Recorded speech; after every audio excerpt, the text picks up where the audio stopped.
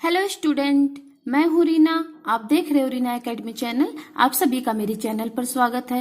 मैं अपने आज के इस वीडियो में आपके लिए लाई हूँ कक्षा 8 हिंदी व्याकरण का पाठ नंबर 12 अविकारी यानी अव्यय शब्द। इसके अंतर्गत आज इसका पार्ट 3 है। इसके पार्ट 1 में हमने क्रिया विशेषण और उसके भेद और उपभेदों के बारे में पढ़ा था, और इसके पार्ट 2 में हम लोगों ने संबंध बोधक के भेद और उसके उपभेदों के बारे में पढ़ा था। आज इसके पार्ट 3 में हम लोग समुच्चय बोधक, उसके भेद और उपभेदों के बारे में पढ़ेंगे। तो आप सभी अंत तक बने रहे हमारे साथ इस वीडियो में। इस वीडियो के अंत तक आपको समुच्चय बोधक से संबंधित संपूर्ण जानकारियां प्राप्त होगी। तो आइए स्टूडेंट, हम इसके बारे में पढ़ते और समझते हैं। तो यहाँ पे आप देख सकते हैं 2 पिक्चर बनी है। इन दोनों पिक्चर के माध्यम से हम समझेंगे समुच्चय बोधक को। सांप और नेवला जन्मजात शत्रु होते हैं। हम थोड़ा ही ऊपर पहुंचे थे कि तूफान आने लगा। उपर्युक्त वाक्यों में प्रयुक्त और तथा की शब्द 2 पदों अथवा 2 उपवाक्यों को जोड़ रहे हैं। ऐसे शब्दों को समुच्चय बोधक अथवा योजक शब्द कहते हैं। अर्थात स्टूडेंट, समुच्चय बोधक का एक दूसरा अन्य नाम है योजक। यानी समुच्चय बोधक के स्थान पर अगर योजक शब्द आ जाए तो वहां पे आपको घबराना नहीं है, बल्कि समझ जाना है कि योजक भी समुच्चय बोधक का ही दूसरा नाम है। तो आइए समझते हैं। यहाँ पे जैसा कि आप देख सकते हैं, उपर्युक्त वाक्यों में यानी जो ऊपर दिया गया वाक्य है, इन दोनों वाक्यों में प्रयुक्त यानी प्रयोग हुआ है और तथा की। तो और शब्द ने 2 पदों यानी 2 शब्दों, पद मतलब होता है शब्द, यानी और जो है शब्द ने 2 पदों अर्थात 2 शब्दों को जोड़ा है। और की ने 2 उपवाक्यों को जोड़ा है। तो यहाँ पे आप देख सकते हो 2 वाक्य, एक वाक्य दूसरा उसका उपवाक्य, यानी ये वाक्य है मुख्य वाक्य, मेन वाक्य है, और ये देखिए गौण वाक्य, यानी ये वाला वाक्य इसके बिना अधूरा है। तो इन दोनों वाक्यों को जोड़ा है कि समुच्चय बोधक शब्द ने, तब जाकर के यहाँ पे ये पूरा वाक्य पूर्ण हुआ। यानी यहाँ पे क्या है, हम थोड़ा ही ऊपर पहुंचे थे। तो आप देख सकते हो ये अधूरा वाक्य, इसका अर्थ नहीं निकल रहा है। यानी हम थोड़ा ही ऊपर पहुंचे थे, तो इसका वाक्य, इस पूरे वाक्य का अर्थ कंप्लीट होगा इस वाक्य को जोड़ने के बाद कि तूफान आने लगा। तब यहाँ पे हमें क्लियर हो रहा है कि इस वाक्य में कहा जा रहा है कि कुछ लोग हैं जो ऊपर पहुंचे थे कि तब तक तूफान आ गया। तो इस तरह से ये मेन वाक्य है और ये इसके ऊपर डिपेंड वाक्य यानी ये गौण वाक्य है, और इन दोनों वाक्यों और उपवाक्यों को जोड़ा है कि समुच्चय बोधक शब्द ने। तो 2 पदों यानी 2 शब्दों को और 2 वाक्यों को जोड़ने के लिए जिन शब्दों की हमें जरूरत पड़ती है वे समुच्चय बोधक अथवा योजक शब्द कहलाते हैं। अब आगे इसकी परिभाषा हम देख लेते हैं। जो शब्द पदों, उपवाक्यों अथवा पदबंधों को जोड़ते हैं उन्हें समुच्चय बोधक अव्यय कहते हैं। तो आप जानते हैं, अभी हमने आपको बताया, पदों मतलब होता है शब्दों, उपवाक्यों मतलब होता है 2 वाक्य जो एक दूसरे के ऊपर आश्रित हो, डिपेंड हो। पदबंध मतलब होता है कुछ ऐसे शब्दों के जोड़े जो एक दूसरे के बिना मतलब अलग अलग नहीं हो, वो दोनों एक साथ आते हो, तो उसको पदबंध बोलते हैं, यानी शब्दों के जोड़े। तो जो शब्द 2 शब्दों, 2 उपवाक्यों और 2 कुछ ऐसे शब्दों के जोड़ों को जोड़ते हैं जो एक साथ ही आते हैं, उन्हें समुच्चय बोधक अव्यय कहते हैं। तो स्टूडेंट, अब आगे हम समुच्चय बोधक के प्रकार यानी उसके भेद के बारे में पढ़ते और समझते हैं। तो समुच्चय बोधक के 2 भेद होते हैं, यानी इसके 2 प्रकार होते हैं। पहला है समानाधिकरण समुच्चय बोधक। तो आइए अब हम समुच्चय बोधक के पहले प्रकार के बारे में पढ़ेंगे, समानाधिकरण समुच्चय बोधक। समानाधिकरण समुच्चय बोधक, तो जो शब्द 2 समान स्तर वाले पदों यानी जो शब्द 2 ऐसे शब्दों या पदों को जोड़ते हों जो समान स्तर वाले मतलब एक समान स्थिति वाले हों, पदबंधों अथवा उपवाक्यों को जोड़ते हैं, उन्हें समानाधिकरण समुच्चय बोधक कहते हैं। तो मतलब 2 शब्द होंगे या फिर पदबंध होंगे या फिर 2 उपवाक्य होंगे, लेकिन वे शब्द, पदबंध और उपवाक्य सभी एक ही समान स्तर के यानी एक ही स्थिति वाले होंगे। तो ऐसे शब्दों को अगर कोई शब्द जोड़े तो वो समानाधिकरण समुच्चय बोधक कहलाता है। जैसा आप एग्जाम्पल में देख सकते हैं, राम और लक्ष्मण भाई थे। तो यहाँ पे राम लक्ष्मण दोनों एक ही स्तर के हैं, मतलब दोनों सगे भाई हैं, और इन दोनों शब्दों को राम लक्ष्मण को जोड़ा है और ने, तो और समानाधिकरण समुच्चय बोधक का शब्द है। अब नेक्स्ट है वह तेज भागता है इसीलिए जीत गया। दशरथ ने कैकेयी को बहुत समझाया लेकिन वह नहीं मानी। यहाँ और, इसलिए तथा लेकिन शब्द दो शब्दों व दो वाक्यों को जोड़ रहे हैं, अतः ये समानाधिकरण समुच्चय बोधक अव्यय हैं।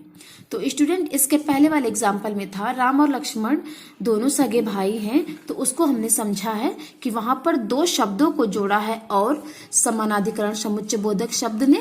तो यहाँ पर दो एग्जाम्पल और दे रखा है, तो इन दोनों एग्जाम्पलों में दो दो वाक्यों को जोड़ा है इसीलिए और लेकिन शब्द ने।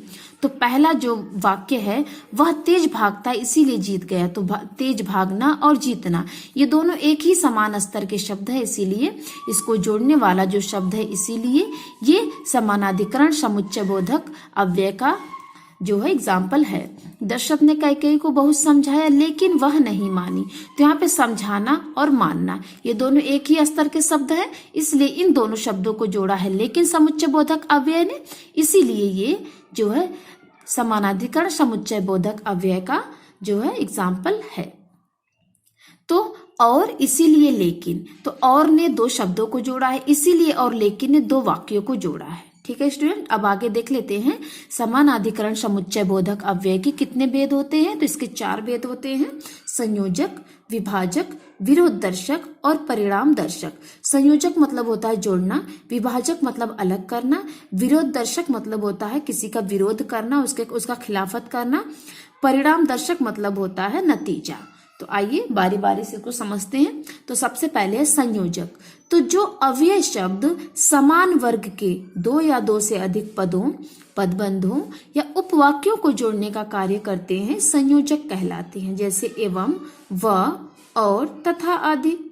तो इसका अर्थ होगा स्टूडेंट कि जो अव्यय शब्द मतलब कुछ ऐसे शब्द हैं जो समान वर्ग के मतलब एक ही समान के मतलब एक ही जाति के एक ही जैसे दो या दो से अधिक पदों यानी शब्दों, पदबंधों यानी शब्दों के जोड़ों को या फिर उपवाक्यों यानी दो वाक्यों को जोड़ने का कार्य करते हैं, वे संयोजक कहलाते हैं। आगे एग्जाम्पल में इसको समझते हैं। सीता, गीता और राधा गा रही हैं। कर्ण एवं दुर्योधन घनिष्ठ मित्र थे, कौरव तथा पांडव भाई भाई थे। तो यहाँ पे इन तीनों एग्जाम्पल में आप देख सकते हैं कि जिन जिन का यहाँ पे जिक्र किया गया है सभी एक दूसरे को जानते हैं और एक दूसरे को किसी न किसी प्रकार से जुड़े हुए यानी उसके संबंधी हैं। जैसे सीता, गीता, राधा ये तीनों दोस्त हैं और वे सब एक साथ गा रही हैं। तो सीता, गीता, राधा को जोड़ा है और संयोजक समुच्चय बोधक अव्यय शब्द ने, इसलिए ये संयोजक समुच्चय बोधक अव्यय का प्रकार हो गया। कर्ण, दुर्योधन ये दोनों बहुत ही अच्छे गहरे मित्र थे, घनिष्ठ यानी गहरे मित्र थे, तो इनको जोड़ा है एवं शब्द ने, इसलिए ये भी संयोजक हो गया।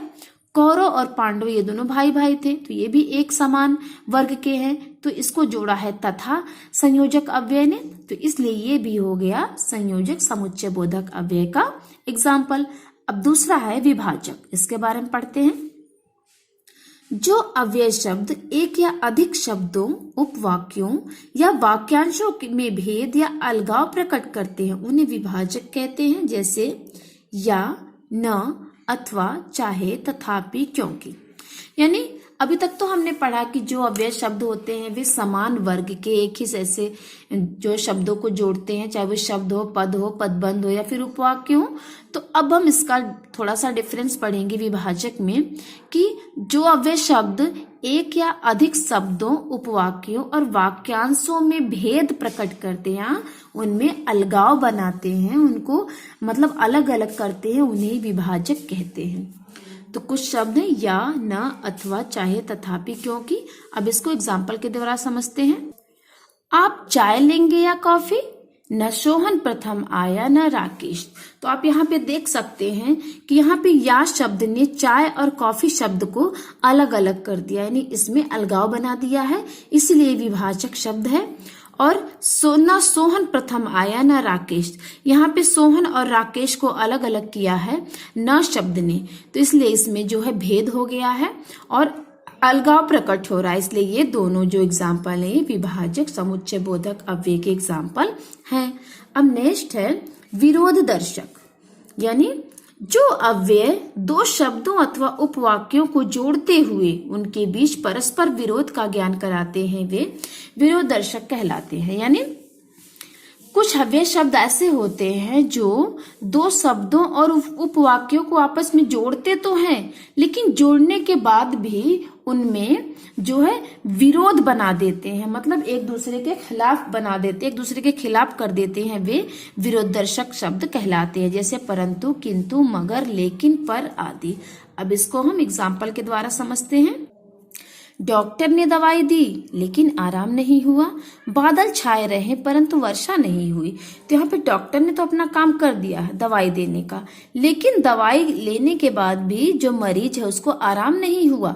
तो यहाँ पे लेकिन शब्द जो है इन दोनों वाक्यों को जोड़ तो रहा है आपस में, लेकिन ये वाक्य इस दूसरे वाक्य का विरोध कर रहा है, क्योंकि दवाई लेने के बाद तो आराम होना चाहिए। अगर आराम हो जाता तो ये वाक्य दोनों आपस में मतलब संबंध बना लेते, लेकिन दवाई लेने के बाद भी आराम नहीं हुआ, तो ये दोनों वाक्यों को लेकिन विरोधदर्शक समुच्चय बोधक शब्द ने जोड़ तो रखा है, लेकिन ये पहला वाक्य दूसरे वाक्य का विरोध कर रहा है। यानी दवाई लेने के बाद भी आराम नहीं हुआ। अब दूसरा एग्जाम्पल है, बादल छाए रहे परंतु वर्षा नहीं हुई। तो स्टूडेंट, बादल छाए रहे वर्षा नहीं हुई, इन दोनों वाक्यों को परंतु विरोध दर्शक समुच्चय बोधक अव्यय ने जोड़ा तो है, लेकिन बादल छाने के बाद बरसात तो होती है। अगर बरसात हो जाती तो ये दोनों शब्द एक दूसरे के संबंधी हो जाते, संबंध बना लेते, लेकिन इसमें विरोध हो रहा है। बादल छाए रहे लेकिन वर्षा नहीं हुई, क्योंकि बादल का छाना वर्षा का ना होना ये एक दूसरे के खिलाफ है, अपोजिट वर्ड है, इसीलिए ये विरोध दर्शक समुच्चय बोधक अव्यय का एग्जाम्पल है। अब नेक्स्ट है समुच्चय बोधक अव्यय का दूसरा प्रकार, व्यधिकरण समुच्चय बोधक। अब तक तो स्टूडेंट हम लोगों ने समुच्चय बोधक का जो पहला प्रकार था समानाधिकरण समुच्चय बोधक अव्यय के चारों प्रकारों के बारे में पढ़ लिया है, संयोजक, विभाजक, विरोध दर्शक और परिणाम दर्शक। अब हम व्यधिकरण समुच्चय बोधक के बारे में पढ़ेंगे। जो अव्यय शब्द एक अथवा एक से अधिक आश्रित वाक्यों को प्रधान वाक्य से जोड़ने का कार्य करते हैं वे व्यधिकरण समुच्चय बोधक कहलाते हैं। जैसे लोग बचत करते हैं ताकि समय पर किसी के आगे हाथ न फैलाना पड़े। वह दिल्ली जा रहा है क्योंकि उसके पिता का स्थानांतरण हो गया है। तो यहाँ पे इन दोनों एग्जाम्पल में जो उपरोक्त वाक्यों में ताकि तथा क्योंकि शब्द आश्रित वाक्यों को प्रधान वाक्य से जोड़ रहे हैं, अतः ये व्यधिकरण समुच्चय बोधक अव्यय है। यानी कुछ ऐसे अव्यय शब्द भी होते हैं जो एक या एक से अधिक यानी एक से ज्यादा आश्रित वाक्य जो डिपेंड वाक्य होते हैं, जो डिपेंड इसमें वाक्य हैं, मतलब एक दूसरे के ऊपर डिपेंड होते हैं, वे उसको मेन वाक्य यानी प्रधान वाक्य से, प्रधान सेंटेंस से जोड़ने का काम करते हैं, वही व्यधिकरण समुच्चय बोधक कहलाते हैं। जैसे लोग बचत करते हैं, ये जो है डिपेंडेंट सेंटेंस है, यानी ये सेंटेंस, ये वाक्य इस वाले सेंटेंस के ऊपर आश्रित है, डिपेंड है।